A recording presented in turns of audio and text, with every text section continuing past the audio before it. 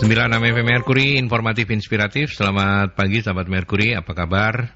Semoga semuanya baik-baik, sehat-sehat begitu ya. Dan pagi hari ini kita kembali bersama teman-teman dari Magnet Solusi Integra MSC Consulting. Ada Ibu Novi dan juga ada narasumber tamu kita. Tapi saya menyapa Bu Novi dulu. Selamat pagi Bu Novi. Selamat pagi Mas Aldi, salam sehat selalu. Demikian juga sahabat Mercury dimanapun berada. Semoga juga tetap sehat, semangat. Amin. Dan tentunya happy pagi ini. Happy ya? Iya. Oke. Dan Bu Novi membawa tamu-tamu. Ya, jadi tamu kita pagi ini bukan cuma satu tapi dua, ya, bukan cuma satu tapi dua, bukan cowok tapi cewek. Nah, luar biasa. 3 darah akan in action ini. Iya, betul. Jadi beliau adalah tim corporate human capital dari Indoprima Group, Mas Aldi. Jadi ada Bu Oktavoni Sanjaya, yang atau biasa ini? dipanggil Bu Foni. Bu Foni yang mana? Apa kabar Bu Foni? Bentar. Terus sama yang satu, sama dulu. Kabarnya sehat ya? Sehat-sehat selalu, sehat Pak. Ya. Tadi Bu Foni di foto nggak mau pakai jentik, maunya pakai jempol. Iya dong Pak, supaya kita nggak saling bermusuhan Pak. Oh, kalau jentik itu musuhan ya? Betul. Oh ya, siwa-siwaan ya? Kan kalau kita kecil dulu siwa-siwaan Pak. Ya, terima kasih sudah hadir Bu Foni. Terus kemudian? Yang satu lagi Bu Luki Monika. Jadi panggilannya Bu Monika ya tadi? Iya. Monika, apa kabar? Baik Bapak. Sehat ya? Sehat. Puji Tuhan, alhamdulillah. Dan hari ini bersama teman-teman dari apa namanya Bu Novi, Indoprima Group. Jadi tim HC-nya Indoprima Group. Jadi Indoprima Group mungkin sambil digali Mas Aldi ini apa kayak gitu, karena kapan hari kita juga pernah ada tamu dari salah satu unit bisnisnya Indoprima ya. Kayak gitu. Iya, Indoprima ini termasuk juga masih saudaraan sama Jatim Taman Steel ya? Iya, itu betul ya? Itu unit usahanya. Itu unit usahanya ya. Pak, salah satu ininya ya. Oke, ada Monika, ada Bu Foni yang dari Indoprima Group. Betul. Ke siapa dulu ini? Foni mungkin ya, Bu Foni. Oke. Jelaskan singkat soal company profile-nya seperti apa ini, Indoprima Group ini. Oke, jadi kalau misalnya kami nih Pak, Indoprima Group menaungi lebih dari 20 bisnis unit yang bergerak di beberapa bidang Pak. Jadi kita punya automotive parts dari manufacturing, terus kita juga punya metal mining energy, serta kita juga ada property dan distribution and retail, seperti itu. Nah, distribution and retailnya kita juga terkait dengan suku cadang dari otomotif ya Pak, karena kan kita memang manufacturing dari spare part itu sendiri gitu. Nah, jadi itu kita kurang lebih itu ada sekitar 10.000 karyawan Pak. Jadi kita memang termasuk dengan big company ya, kalau misalnya kita bisa bilang di Jawa Timur seperti itu. Nah, kalau misalnya nih tadi kan Bapak sudah sebutkan bahwa Jatim Taman Steel adalah salah satu bisnis unit kita Pak. Nah, kita juga punya public company. Kalau misalnya kita yang sudah TBK, kita sudah punya yang namanya PT Indospring Pak. Lokasinya kita ada di Gresik. Lalu setelah itu kita juga punya retail Pak. Jadi kalau misalnya Bapak Ibu di sini tahu tentang Planet Ban, itu juga menjadi salah satu bisnis unit kami Pak.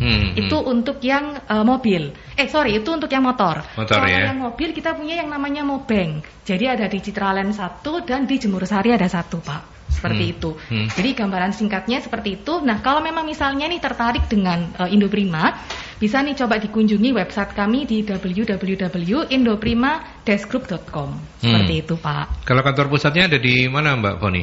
Kita kantor pusat ada di Margomulyo, Pak. Margomulyo, Surabaya. Surabaya ya. Betul. Ini lokalnya ya. Oke. Oh, ini yang dari Jatim Taman Steel itu Mas Asbid Iman. Oke. Strategic Management Officer, ya. Oke, betul. Kita Akhirnya terjawab ya, Pak. Akhirnya terjawab, ya. Siapa? Makanya itulah pentingnya nggak usah dihapus-hapus ini. Dari Bu Novi nggak tak hapus-hapus ini karena biar kalau nyari gampang begitu ya. Oke. Tapi Monika mau menambahkan, Mbak Monika mau menambahkan soal profil tadi itu? Kalau perihal profil itu sudah cukup komplit Pak. Apalagi mungkin yang mau ditanyakan atau perlu saya ceritakan, silakan. Oke. Teman-teman berdua ini ada di holding ya, di kantor pusat ya. Kami di corporate-nya, betul, ya. Pak. Ngomong-ngomong, mana yang lebih lama ada di Kebetulan kami berdua masuknya kurang lebih ya Ponda Bandi. Ponda Bandi yang bersama begitu ya. Tapi pernah siwaan apa enggak? Oh enggak ya. Sempol terus ya. Luar biasa. Oke. Baik, hari ini kita akan bicara soal job desk. Ya, Bu Novi. Iya. Menarik, nanti kita tanyakan juga karena mereka membawahi sekitar 10.000 ya, Bu Honi ya, Bu Honi ya, 10.000 karyawan. Unit bisnisnya. Dan seberapa penting job desk? Kita tahu lah ya, kita sudah paham betul tentang job desk. Tapi hari ini kita review kembali begitu ya. Seberapa penting job desk ini, Bu Novi? Di beberapa pertanyaan yang lalu Mas Aldi yang sering masuk ke pertanyaan kita gitu, yang lain pertanyaan masuk, itu kan seringkali ada pertanyaan nih, pekerjaan tumpang tindih gitu kan, terus kemudian nggak jelas siapa yang tanggung jawab gitu kan, ini kerjaan nggak selesai gitu, mau negur siapa nggak ketahuan siapa yang harus ditegur kayak gitu, terus malah bisa jadi juga terjadi fraud gitu kan ya, jadi ada fraud dan sebagainya. Yang sebenarnya itu tadi karena mungkin bisa jadi salah satu penyebabnya adalah ketidakjelasan tentang job description atau tugas dari masing-masing pemegang jabatan kayak gitu. Jadi kalau mau ditanya seberapa pentingnya, kalau kita bicara dalam sebuah organisasi, maka kita akan akan ada pembagian fungsi gitu ya. Nah, antar fungsi ini supaya kemudian bisa berjalan dengan baik, tentunya ada pemegang jabatan yang bertanggung jawab atas masing-masing peran yang ada yang di dalam organisasi itu. Nah, itulah kemudian di dalam masing-masing pemegang jabatan itu perlu dijelaskan gitu Mas Aldi, perlu dideskripsikan kira-kira si A di bagian apa mengerjakan apa, terus dia mengerjakan apa itu tanggung jawab utamanya apa, dia punya wewenang apa, perannya apa gitu kan, interaksi tugasnya dengan siapa saja selain tentunya uraian tugasnya. Nah, ini dipisahkan, yang B ngerjain apa gitu kan, itu dalam satu departemen. Departemen yang lain juga dibikin seperti itu gitu, supaya kemudian jadi jelas nih siapa yang kemudian harus bertanggung jawab, siapa yang harus mengerjakan kalau ternyata ada hal-hal yang kemudian harus kita mintai pertanggungjawaban atas sebuah output pekerjaan. Nah, kita tahu nih kepada siapa kita harus meminta pertanggungjawaban. Jadi untuk satu, selain untuk membagi peran atau fungsi masing-masing, yang lainnya juga itu tadi supaya ada kejelasan peran masing-masing. Jadi misalnya kayak staff, supervisor, manager gitu kan, atau kemudian di level yang atas di direktur gitu kan. Nah, kita jadi tahu nih kalau staff itu berarti fungsinya lebih ke pelaksanaan tugas-tugas rutin kayak gitu, tanya-tanya aja kayak gitu kan. Tanya-tanya pekerjaan yang sifatnya ya hanya mengerjakan. Kalau supervisor berarti dia harus manage beberapa orang. Nah, itu kan itu juga harus jelas perannya kan Mas gitu. Sampai kemudian kalau di level yang paling tinggi di direksi berarti dia pengambil keputusan strategis, pembuatan kebijakan, kemudian arah perusahaan, yang seperti itu. Oke. Dan Mbak Monica dan Mbak Foni dari tim Corporate Human Capital Indoprima itu juga ngurusin soal job desk segala macam ya? Betul. Kebetulannya sama ya. Oke. Apa yang paling sulit ketika menyusun job desk untuk sekian divisi, untuk sekian orang gitu ya? Okay. Mbak Foni dulu, nanti mungkin Mbak Monica juga bayarannya podo ya, harus ngomongnya sama. Kok tahu loh, sama. Loh, enggak, maksudnya talk show ini loh dibayar sama gitu loh. Siap. Okay. Siapa yang bayar enggak tahu saya. ya kan guyonnya kayak gitu, mau bayarannya podo kok ngomongnya sedikit gitu kan. Gimana, Wan? Oke, jadi gini Pak, kita memang di corporate dan kita memang membawahi sekitar 20 bisnis unit. Tetapi hanya saja di dalam bisnis unit itu sendiri, itu juga ada human capital masing-masing dari setiap. Ya? Jadi kita punya masing-masing. Jadi kita lebih berarah ke kita berkoordinasi dengan tim HC dari masing-masing SBU, Pak. Nah, jadi kalau misalnya kita tanya nih, kalau misalnya Bapak tadi tanya nih apa sih kesulitannya. Nah, ini kalau misalnya kita yang sempat sharing dengan rekan-rekan HC di SBU ya Pak, itu kesulitannya adalah seperti ini. Memang job desk itu kalau misalnya orang awam atau semuanya pasti memahami bahwa job desk sama dengan pekerjaan human capital atau HC. Padahal sebelumnya, maaf Pak. Padahal seharusnya job desk itu harus dimiliki oleh setiap user maupun orangnya sendiri. HC di sini hanya sebagai bentuk memfasilitasi untuk pelaksanaannya seperti itu. Nah, jadi kesulitannya lebih ke arah ke sana Pak, karena mindset user adalah job desk itu harus update dan diperbaiki oleh HC. Sedangkan permasalahannya HC tidak sehari-hari kita tuh bekerja di bagian misalnya nih produksi atau di bagian accounting. Jadi yang artinya nggak tiap hari ngawasin gitu ya? Betul, kita nggak tiap hari ngawasin. Kita juga nggak tahu sehari-hari pekerjaannya itu seperti apa, Pak. Gitu. Ya. Ketika padahal tugasnya adalah MONEV ya, monitoring, evaluasi gitu ya. Betul, tetapi karena tidak di lapangan ya, maka memang itu yang menjadi kesulitan. Betul. Monica enggak boleh sama loh jawabannya apa? Ya, jadi lebih bagaimana para HC ini bisa mengajak ya Pak ya, supaya user-user ini bisa diajak bekerja sama bersama kita membuat job desk itu tadi. Bahkan mungkin user yang akan lebih memahami itu, seperti itu sih Pak. Jadi enak dong, Anda tinggal kipas-kipas gini, sini kumpulin gitu. Enggak juga ya? Enggak juga, Pak. Oh, enggak juga ya? Enggak juga. Didengerin bos soalnya ini ya. Enggak juga, Pak. Iya. Fasilitasi, Mas. Iya. Fasilitasi ngasih arahan. Iya, Bu Novi, ya sabar lah, iya. Jadi itu kita lebih ke arah ke, kan namanya juga kita yang di corporate ya Pak. Berarti kan anggap saja kita ini kayak memberikan semacam arahan nih Pak. Betul, arahan ke tim HC di SBU seperti apa. Jadi mungkin kita yang bisa bantu itu adalah tentu jelas kita harus sosialisasi dulu ke tim HC-nya kita tentang penggunaan dan standarisasi dari job desk, dari form job desk seperti apa. Nah, supaya apa? Supaya nanti ketika tim HC dia sosialisasi ke user, dia benar-benar bisa memahami tentang isi job desk seperti apa. Jadi semuanya bisa seragam. Atau nih bahkan kan kalau misalnya kita di job desk itu ada yang bentuk tanggung jawab. Nah, kadang-kadang itu kan ada juga yang mengisinya tidak dengan kata kerja. Nah, di situ kita juga memfasilitasi untuk memastikan bahwa di situ harus ada kata kerja. Nah, di formnya itu kita sudah bisa sediain juga tentang kata kerjanya seperti apa. Jadi rekan-rekan HC maupun usernya itu bisa tinggal milih lah Pak, anggap aja kayak kata kerja apa yang digunakan untuk tanggung jawab tersebut. Ya. Gitu. Hebatnya Bu Foni sama Mbak Monica ini kan mesti tahu persis lini-lini bisnisnya itu seperti apa, karena kan Anda jadi jadi think tanknya untuk bikin job desk yang nanti kemudian diterjemahkan lebih detail ke masing-masing divisi, begitu ya gambaran saya, atau seperti apa kalau penyusunan job desknya sendiri seperti apa kalau boleh cerita? Oke, jadi kalau misalnya penyusunannya sih kita lebih ke arah ke mendampingi HC-nya Pak. Oke, gitu. Oh gitu ya. Jadi kita nggak sampai dalam. Jadi bukan top down, tetapi lebih ke bottom up ya. Teman-teman menjadi supervisinya, mensupervisi begitu ya. Gitu. Jadi kita seperti partnernya mereka untuk dalam menyusun.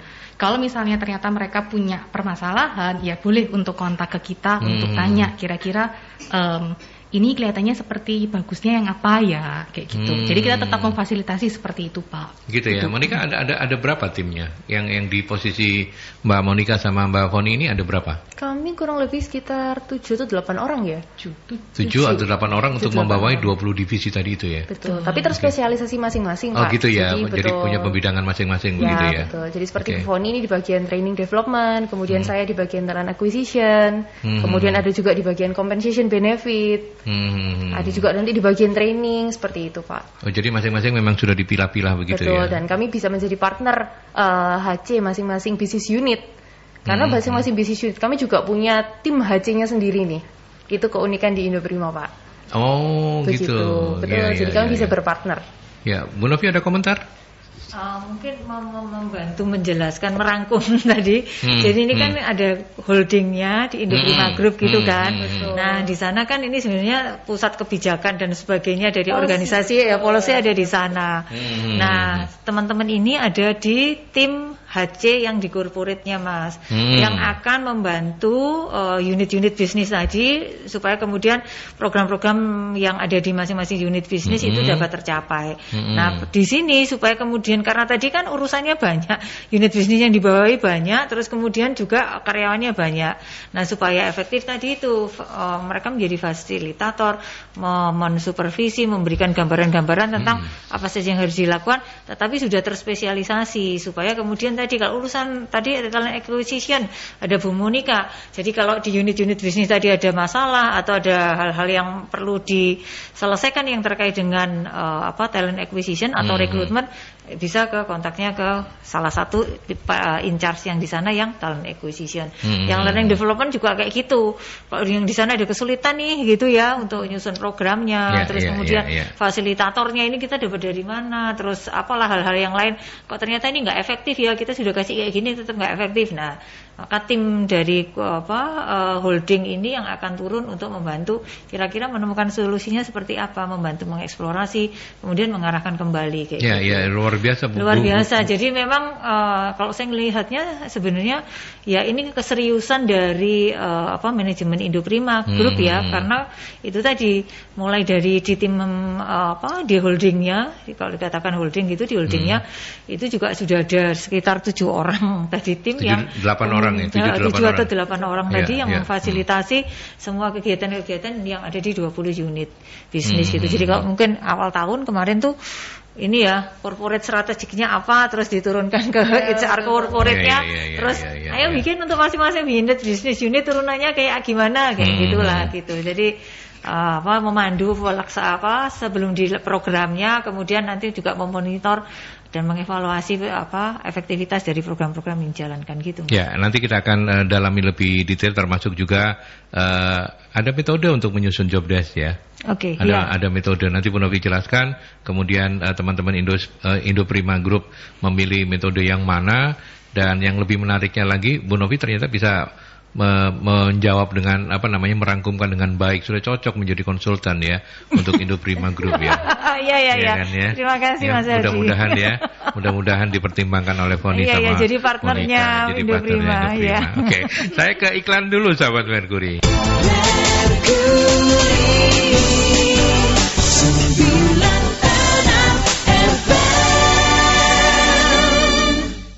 Ayo kok saya yang jualan ya. Ya. Jadi terima kasihlah Pak Teddy ya, saya sudah membantu menjual produk-produk Kapsida Nita. Ada job desk-nya juga kok. Ada job desk-nya. Oke, baik, kita lanjut masih bersama para narasumber. Ada Mbak Foni dan Mbak Monika dari Indoprima ya, Indoprima Group ya, dan juga ada Bu Novi dari MSC. Dan Bu Novi, ternyata kalau kita bicara penyusunan job desk, ada metodenya juga ya. Ada banyak metode atau seperti apa pengertian metode ini? Jadi sebenarnya kalau orang mengatakan itu ya metode untuk menyusun job desk itu adalah job analisa, Mas. Jadi analisa jabatan kayak gitulah. Kayak gitu, bagaimana kita kemudian kita istilahnya ngulitin lah sebuah jabatan itu apa saja kayak gitu. Jadi prosesnya namanya analisa jabatan. Nah, di dalam proses analisa jabatan itu yang dilakukan ya mulai satu dari kita wawancara kepada pemegang jabatan lama kayak gitu kan. Terus kemudian kita melakukan observasi, kita melakukan wawancara gitu kan. Terus kemudian kita identifikasi kertas-kertas kerja yang ada yang biasa dipakai untuk mereka gitu. Nah, dari sanalah kemudian kita akan susun hal-hal yang harus ada di dalam job desk kayak gitu. Jadi itu tadi tujuannya adalah untuk memastikan bahwa job desk ini bisa menjadi panduan atau pedoman bagi pelaksana tugas, sehingga kemudian ketika mereka bekerja, mereka melakukannya sesuai dengan apa yang ada di sana. Seperti itu, Mas Aldi. Mungkin bisa dilengkapi dengan teman-teman yang sebagai profesional di bidangnya begitu ya. Ada Mbak Monika dan Mbak Foni. Mungkin dari Mbak Monika dulu. Kalau di Indoprima Group sendiri, mekanisme penyusunan job desk-nya seperti apa? Bisa dikasih gambaran nggak, Monik? Kalau perihal ini mungkin Mbak Foni Pak yang lebih bisa jawab, karena kami beda spesialisasi sih Pak. Sebentar, saya tanya dulu. Kalau Monika ini harus ditanya apa sih Mbak Foni? Tentang Indoprimanya Pak. Habis ini ya wes, ayo monggo sekarang. Foni dulu cerita. Oke. Gimana proses penyusunannya itu, atau metodenya seperti apa begitu? Jadi tadi yang seperti disampaikan Bu Novi, memang job analisa adalah hal yang paling bisa kita gunakan ya Pak ya. Paling mendasar gitu ya. Betul, paling dasar untuk kita ini bisa menyusun yang namanya job desk. Jadi memang tahap awalnya adalah kita bisa interview dari pemangku jabatan, lalu setelah itu kita juga bisa melakukan observasi. Tapi kan kadang-kadang kita untuk interview dari pemangku jabatan kan mungkin akan sedikit lebih lama ya Pak ya. Maksudnya bukan lebih lama, maksud saya gini, menemukan jadwal yang cocok itu akan lebih susah. Jadi yang bisa kita lakukan pertama adalah tentunya kita akan observasi dulu tuh Pak ke lapangan pekerjaan mereka seperti apa. Oh gitu ya? Iya, jadi kita akan lihat. Jadi kan akhirnya kita punya bayangan tuh Pak terkait dengan pekerjaan dia sehari-hari seperti apa. Nah akhirnya ketika kita interview kita lebih ke arah kayak semacam memfasilitasi maksud saya. Jadi memfasilitasi dari hasil temuan kita diobservasi Pak. Gitu. Jadi kan otomatis kalau misalnya kita interview user, kalau misalnya kita nggak punya bayangan sama sekali, kita pasti akan menggalinya lebih lama dan kita membutuhkan waktu yang lebih lama. Nah, tapi paling tidak kalau misalnya kita sudah tahu dulu nih terkait dengan pekerjaan dia sehari-hari di lapangan seperti apa, itu akan menjadi lebih singkat untuk waktunya yang bisa kita butuhkan. Seperti itu. Kalau soal evaluasi dilakukannya per apa? Kan masing-masing ada bagiannya, ada human capital teamnya masing-masing tuh. Nah, ketemu sama mereka itu biasanya apa? Evaluasinya per apa? Bulan, per tribulan atau di Indoprima seperti apa? Jadi gini Pak, kebetulan untuk evaluasi, jujur, sebelumnya kita nggak pernah melakukan untuk yang namanya evaluasi Pak. Tetapi kan kita ada yang namanya penilaian kinerja kurang lebih sekitar 1 tahun sekali dengan menggunakan sistem. Nah, jadi yang bisa kita akali dalam tanda kutip itu adalah setiap kali dia penyusunan performa itu dia harus mereview dulu job desk-nya. Tapi job desk yang lebih direview itu adalah lebih ke arah ke main responsibility-nya.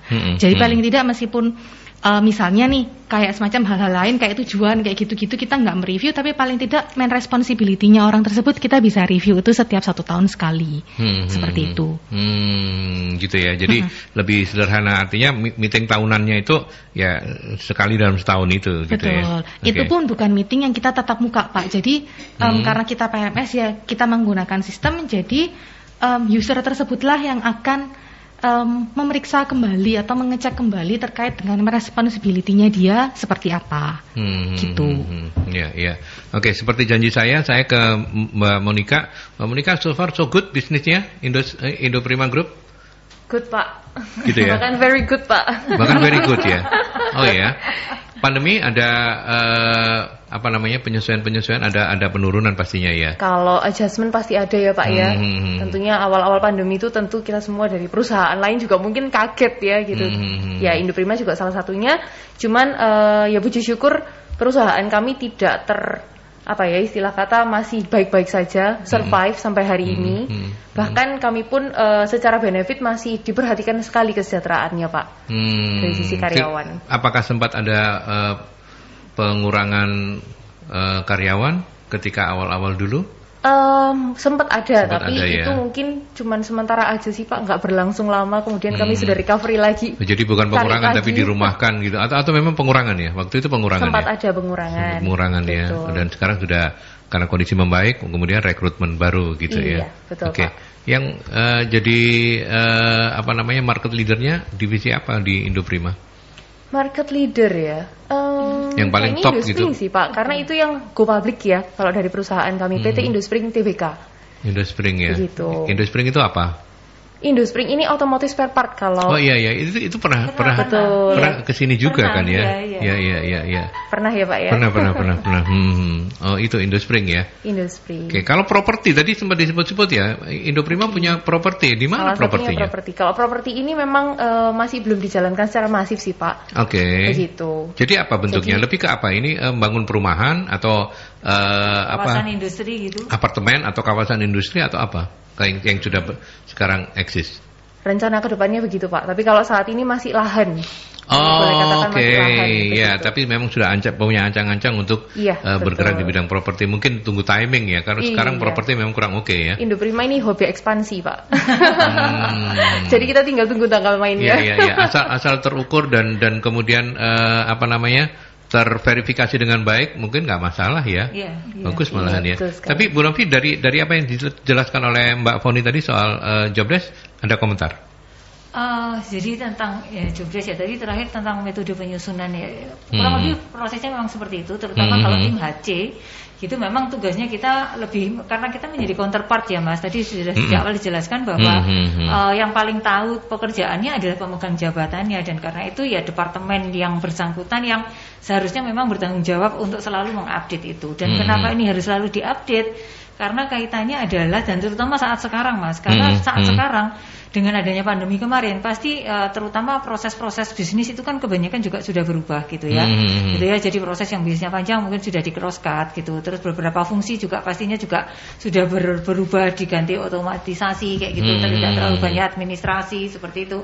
Nah, dengan yang dulu proses-proses yang mungkin dilakukannya secara manual dan sekarang mungkin sudah diotomatisasi. Nah, ini tadi di dalam jobdesknya pasti harus ada review gitu, karena nanti kenapa ini harus clear karena kalau enggak nanti ke penilaiannya itu jadinya enggak ngelain gitu loh Mas. Gitu kan. Jadi misalnya kayak Mas Aldi nih tugasnya setiap misalnya selain membawakan acara, di dalam membawakan acara tadi memastikan juga produk-produk dari yang pengiklan gitu ya, itu klien-kliennya itu juga semua harus ini. Nah, itu kan kemudian kalau kemudian ini mau diukur seberapa efektif atau ini apakah sudah dijalankan dengan baik atau tidak, kalau di dalam jobdesknya tidak tercantum, nah ini kan nggak bisa diukur gitu loh Mas.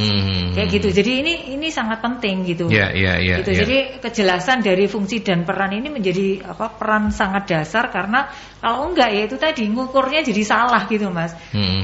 Yang diukur ini harus sesuai dengan apa yang dikerjakan. Dan karena tadi makanya setiap tahun juga perlu direview gitu. Direview ya. Gitu. Jadi harus tetap ada adjustment gitu. Even mungkin tidak terlalu besar perubahannya, tapi tetap harus ada review. Dan sebaiknya memang begitu, apalagi kalau perusahaan-perusahaan yang menerapkan continuous improvement, kaizen dan sebagainya, itu minimal harus ada satu improvement di apa yang dia kerjakan kayak gitu. Ini jadi target Mas. Gitu. Mungkin yang belum sempat disebut oleh Bu Novi itu adalah salah satu jobdesk saya itu mempromosikan MSI. Oh iya, itu yang saya nggak kebayang Mas Aldi gitu ya.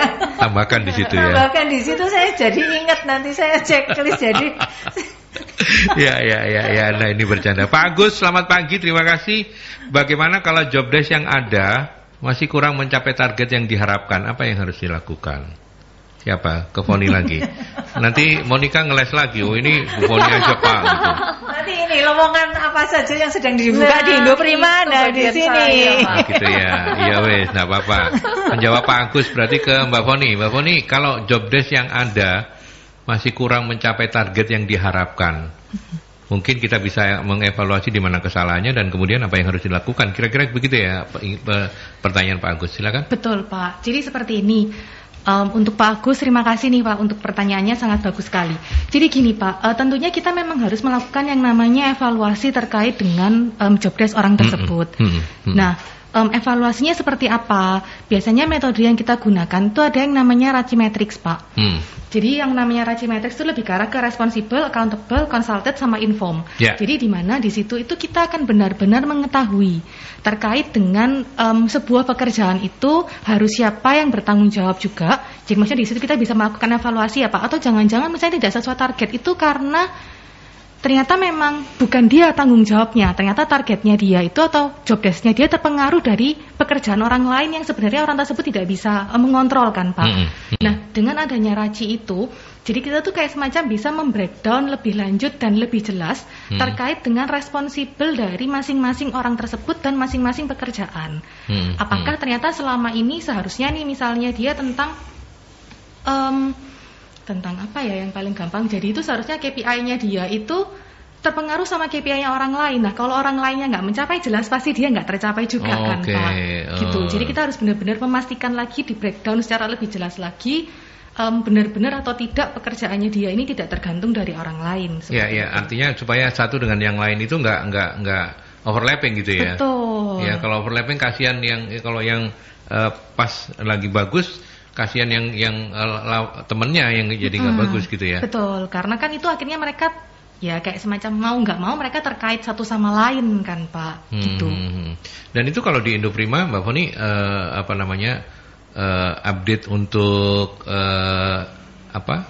jobdesk itu setahun sekali tadi itu ya. Betul, betul Pak. Mbak Monica mau menambahkan? Enggak. Nambahin dong.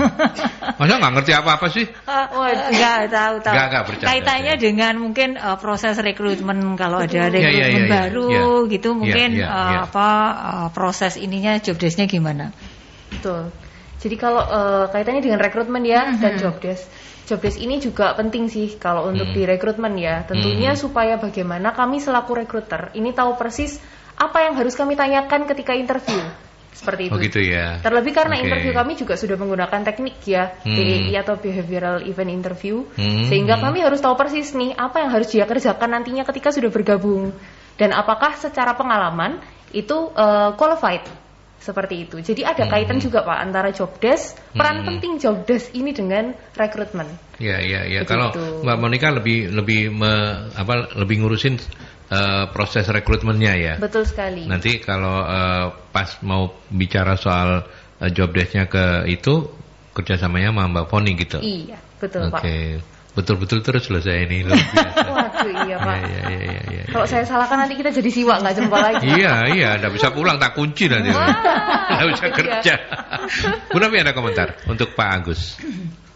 Setelah tadi mendengarkan langsung dari profesionalnya gitu. Oh betul. Jadi Pak Agus, jadi yang gini sebenarnya tadi gini, job desk menjadi dasar untuk penetapan KPI gitu kan. Yang dimaksud Pak Agus kan tadi mungkin seperti itu gitu ya. Sehingga kemudian KPI-nya nggak tercapai gitu, apa yang salah dengan job desk-nya gitu. Jadi ya itu tadi pastikan bahwa job desk yang dibuat itu benar-benar, jadi gini, satu harus ada tanggung jawab utama gitu ya. Mungkin hal yang penting ada di dalam job desk itu harus dijelaskan gitu.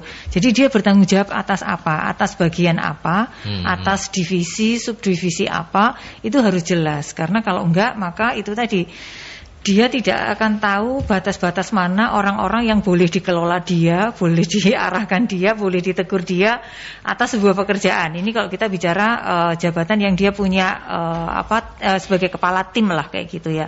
Jadi itu tadi pastikan bahwa itu juga tercover ada di sana gitu ya. Jadi tugas atau tanggung jawab utamanya itu seperti apa. Lalu yang jelas lagi adalah tadi uraian tugasnya. Nah, rincian aktivitas gitu. Nah, ketika membuat rincian aktivitas, pastikan bukan hanya pekerjaan yang ditulis itu hanya sesuatu yang sifatnya rutin dikerjakan gitu. Boleh yang ditulis yang itu rutin dikerjakan, tetapi yang ada impact besarnya, sehingga kemudian ini bisa dipakai sebagai dasar untuk penentuan target atau output kerja yang diharapkan. Kayak gitu. Jadi jangan hanya misalnya kayak sekretaris membuat surat keluar, membuat surat masuk, terus mengadministrasikan hanya seperti itu. Pastikan di sebelah kanannya itu ada output yang harus dicapai. Surat masuk, surat keluar itu up to date gitu ya, up to date. Terus tepat benar sesuai dengan nomor suratnya, tujuannya, nggak ada kesalahan ya kayak gitu. Karena nanti kemudian kalau misalnya ada komplain-komplain terkait dengan surat keluar yang ternyata salah dikirimkan gitu kan, nomornya nggak bener yang kayak gitu, ketika arsip loh ini surat apa dicari ternyata salah ngasih nomeringnya kayak gitu. Nah itu kan bisa menjadi salah satu indikator seberapa banyak bahwa apa yang dia lakukan di tugas itu salah salah atau sudah benar kayak gitu Mas. Seperti itu. Jadi tadi itu misalnya hanya mengarsip dokumen gitu. Nah ketika kita membuat itu tadi dokumen misalnya surat keluar masuk, itu pastikan bahwa itu tadi dokumennya itu lengkap, sehingga kalau misalnya dicek itu kita ngeceknya gampang kayak gitu. Kalau sekarang dulu mungkin manual ya, tapi kalau sekarang di folder-folder itu pastikan bahwa istilahnya tatanannya dia membuat folder itu juga benar, sehingga kemudian orang nyarinya gampang kayak gitu. Jadi mulai dari misalnya memberi judul surat, memberi judul nama file gitu. Kalau surat ya berarti harus dari nomornya gitu ya. 021 022 03 terus per bulannya, sehingga kemudian kalau orang nyari itu gampang gitu loh Mas. Nah, tadi Pak Agus, jadi saran saya adalah tadi ketika membuat rincian aktivitas, pastikan rincian aktivitasnya itu punya impact yang besar. Ada sesuatu yang bisa dinilai di sana, sehingga kemudian dari sana kita akan menilai dari kebenaran dari tugas yang dia sudah lakukan kayak gitu. Gitu. Terus yang lain adalah wewenang Mas, authority. Authority ini penting karena kalau enggak orang itu akan tergantung pada atasannya. Apa-apa nanti saya koordinasikan dulu ya, udah jelas-jelas kerjaannya dia bisa memutuskan harusnya kan, misalnya kayak gitu. Nah, kalau misalnya ini supaya kan sebenarnya tujuan pembuatan job desk juga supaya dia bisa melakukan pekerjaan secara mandiri dalam skop perannya dia kan, sehingga dia nggak bolak-balik nanya ke orang, ke atasannya, ke timnya, tanya siapa lagi kayak gitu. Dalam batas-batas itu dia tahu dan dia bertanggung jawab atas apa yang dia kerjakan, seperti itu. Interaksi tugas itu juga penting, Mas. Dituliskan di sana, karena kalau enggak nanti juga kadang buat seorang pemula gitu juga tidak terlalu tahu ini aku harusnya ke siapa aja ya berhubungannya kayak gitu. Bukan hanya dengan tim satu bagian, tetapi dia berhubungan dengan bagian-bagian yang lain yang kemudian tadi itu hasil pekerjaannya itu dia dapat dari sana atau dipakai oleh bagian yang lain itu. Baik. Gitu, masih ada dua penanya lagi, ada Pak Anton, ada Bu Firda. Terima kasih sudah berkenan mampir pagi hari ini. Tapi izinkan saya untuk kita ke iklan dulu ya. Kita break dulu ke iklan, nanti kita lanjutkan kembali.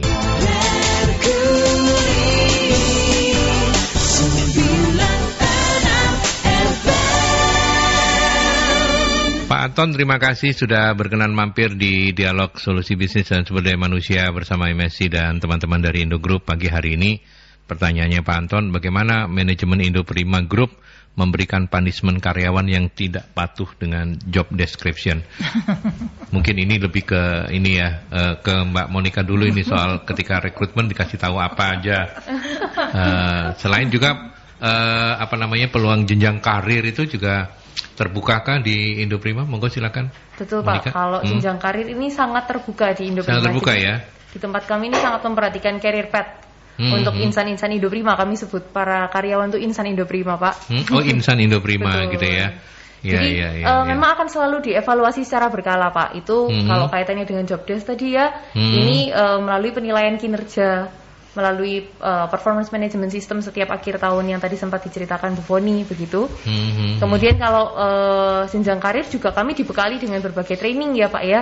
Jadi ada training leadership berjenjang, kemudian ada technical training, kemudian training lain juga yang sesuai dengan kebutuhan lah begitu. Jadi bisa di customize. Dan juga ada assessment yang bisa diberikan untuk melihat gambaran potensi, kompetensi dan juga readiness level begitu. Dan nanti kalau sudah dirasa siap untuk peningkatan karir, itu akan diangkat sesuai periode waktu yang sudah ditetapkan oleh manajemen. Iya. Kalau dari sisi punishment, jujur kalau dari Indo Prima Group ini nggak pernah sampai memberikan seperti itu sih Pak. Oh enak ya kerja di situ ya, nggak pernah dihukum ya? Nggak pernah dijewer Pak. Nggak pernah dijewer ya. Paling dipeliri itu gitu sudah takut mungkin kan ya. Punishment itu ada punishment sosial ya Pak ya, dari sisi ya sesama karyawan bagaimana, kemudian juga mungkin teguran lisan dari bos, atau kalau sampai parah sekali ya mungkin akan bisa kena SP jatuhnya. Gitu. Nah itu jenjang untuk SP-nya itu cukup di tim human capital yang ada di divisinya masing-masing atau seperti apa koordinasinya dengan Mbak Foni? Kalau untuk SP sendiri sih Pak lebih ke arah ke human capitalnya masing-masing Pak, gitu. Jadi kita lebih berarah karena kita kan di corporate Pak. Jujur kalau misalnya kita di corporate kita lebih fokusnya ke manager up. Jadi kalau misalnya ternyata SP-nya adalah untuk operator, untuk admin, ataupun untuk staff, itu bahkan pengadministrasiannya semua penyimpanan dokumen ada di SBU masing-masing. Tapi kalau misalnya manager up itu yang barusan akan ke kami Pak. Tapi jujur ya Pak sampai ya karena mungkin umur kita bekerja di Indo Prima masih kurang lebih sekitar 4 tahun. Saya nggak pernah menemukan ada manajer yang di SP di tempat kami. Gitu. Lebih karena apa? Apa karena memang rekrutmennya di bawah Monica itu selalu moncer gitu ya, selalu dapat orang-orang yang kinerjanya bagus, nggak pernah nyalahin ini dan itu, atau lebih karena apa? Memang karena kondisi lingkungan kerjanya oke. Foni setelah 4 tahun di Indo Prima apa yang bisa boleh promosi boleh. Oh Indo Prima itu enak, tiap hari dapat apa gitu, boleh monggo. Jadi selain karena rekrutmennya kita juga oke ya Pak ya, jadi kita bisa kayak semacam kita bisa menangkap kayak semacam talent-talent terbaik yang ada di luar untuk bisa bekerja dengan kami. Itu tentu kita juga ada yang namanya lingkungan kerja di kami itu juga sangat nyaman, Pak, sebetulnya seperti itu. Jadi itu kita lebih ke arah ke satu, kita tuh tempat kerja itu berasa kayak benar-benar itu rasa kekeluargaannya itu benar-benar ada gitu loh, Pak. Jadi bukan serta-merta kalau misalnya kita atasan dengan bawahan itu seenaknya sendiri, kan ada yang seperti itu. Itu di tempat kami mereka mau, Pak, untuk diajak diskusi tentang yang terbaik, tentang pencapaian kita di tahun ini seperti apa, tentang kondisi kerja kita di tahun ini seperti apa. Jadi kalau misalnya kita bilang yang ada namanya PMS itu, kan memang kita nilainya akan keluar setahun sekali, Pak. Tapi tidak menutup kemungkinan, Pak, di tengah-tengah bulan itu kita ada yang namanya kayak semacam koordinasi, atau misalnya kita tuh kayak semacam coaching gitu, Pak. Nah, jadi di situ kita kalau misalnya ternyata dari sudah setengah tahun itu targetnya kira-kira sudah akan tercapai, itu kita bisa dikasih pilihan, Pak. Kira-kira targetnya mau ditambah atau kita tetap stay di situ. Gitu ya? Betul. Kalau misalnya ternyata tidak, kalau misalnya ternyata di tengah tahun itu ada yang merasa bahwa targetnya kita itu nggak bisa tercapai, itu mungkin kita masih bisa diskusi lebih lanjut lagi ketidakcapaiannya itu sebetulnya kenapa? Gitu. Apakah memang karena hal-hal tertentu yang di luar kondisi kita, atau memang dari kitanya yang kurang untuk mencapai targetnya, Pak, gitu. Jadi kita masih benar-benar bisa berdiskusi dengan baik, Pak, di situ. Oke. Sekarang saya ke Mbak Monika. Mbak Monika, apa resepnya? Boleh berbagi tips gitu ya? Ketika rekrut sampai Mbak Foni itu butuh banget orang yang melakukan kesalahan. 4 tahun kok enggak ada yang salah, ini kan hebatnya gitu loh. Iya, apa tips-tipsnya? Mungkin ini bisa jadi masukan untuk sahabat-sahabat yang mendengarkan ini ya. Gimana, Monika? Jadi kalau dari sisi rekruter tentunya kami harus melihat yang pertama adalah administrasinya ya, Pak ya. Seleksi administratifnya bagaimana, apakah mungkin CV-nya sudah sesuai dengan kualifikasi. Kemudian step yang terpenting itu sebenarnya adalah interview dan background check begitu.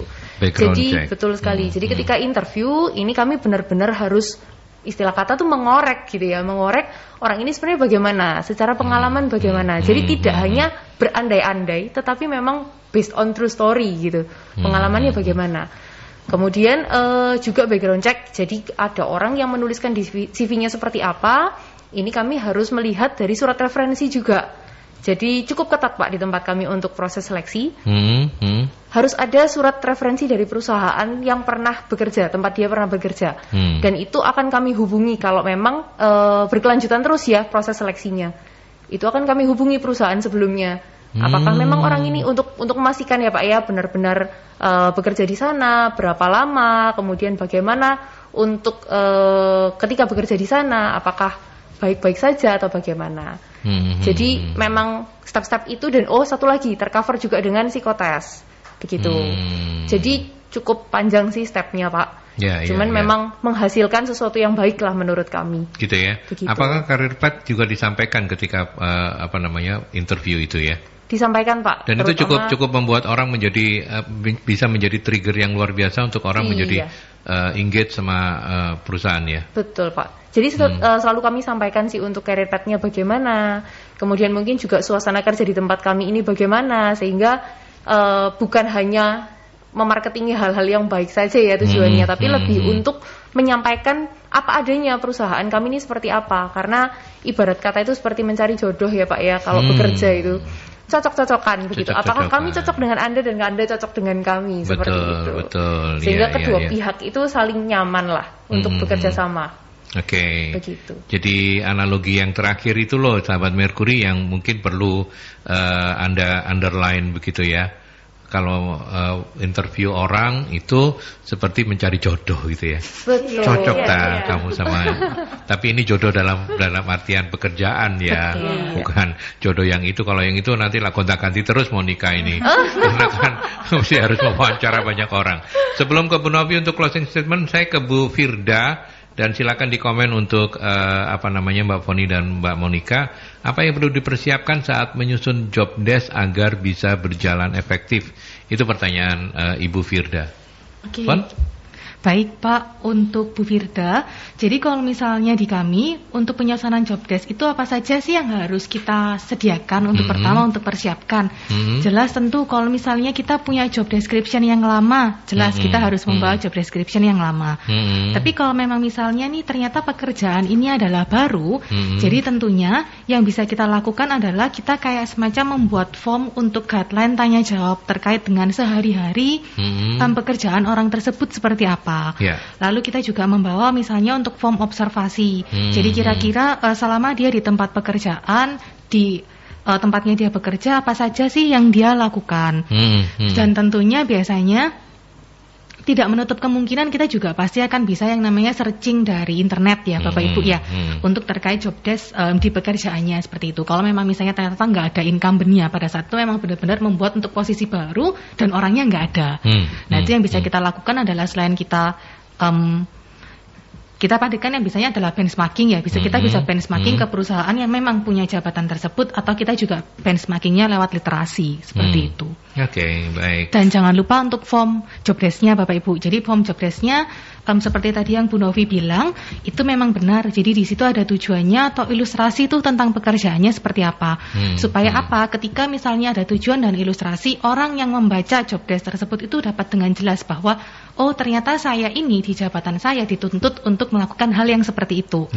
Dan jangan lupa untuk tugas dan tanggung jawabnya disertai selalu dengan yang namanya KPI gitu. Jadi dia bisa tahu untuk pekerjaan ini saya diukur melalui apa, sehingga dia tidak salah untuk melakukan sebuah pekerjaan. Jangan lupa juga untuk wewenangnya. Terus setelah itu dengan yang namanya kayak semacam interaksi, baik dari internal company ataupun dari eksternal company seperti itu. Dan tentunya juga dilengkapi dengan struktur organisasi. Kenapa? Supaya orang tersebut memahami betul dia harus melapor ke siapa untuk pekerjaannya, dan termasuk dia harus mensupervisi siapa untuk pekerjaannya dia sebagai supervisi. Seperti itu sih Pak. Oke, baik. Terima kasih Mbak Foni. Mbak Monika mau menambahkan soal penyusunan job desk supaya bisa berjalan efektif? Kalau itu sudah komplit sih Pak. Komplit banget ya. Betul. Oke, ini memang kompak sudah banget ya. Spesialisasinya Bu Foni, jadi saya percaya sudah percaya komplit, betul Pak. ya. Oke, baik. Sekarang kita ke Mbak Bu Novi, closing statement dari diskusi kita, dan terima kasih untuk sharingnya teman-teman dari Indo Prima Group ya. Ada nama lengkapnya adalah Oktofoni Sanjaya dan Lucky Monika ya, Mbak Foni dan Mbak Monika, terima kasih. Bu Novi, apa yang bisa dijadikan intisari dari topik kita soal pentingnya job desk ini? Pentingnya job desk, saya mencoba menyoroti dari sisi pelaksana pekerjaan ya Mas. Jadi kalau tadi kan sudah jelaskan nih dari sisi manajemen mesti seperti apa gitu. Nah ini yang saya temui ini untuk teman-teman yang biasanya masih muda kayak gitu. Ketika kemudian kita mengerjakan pekerjaan, memang tadi sudah dijelaskan bahwa job desk ini akan menjadi panduan bagaimana kita bekerja, tentang apa saja yang harus kita kerjakan. Tetapi saya menghimbau.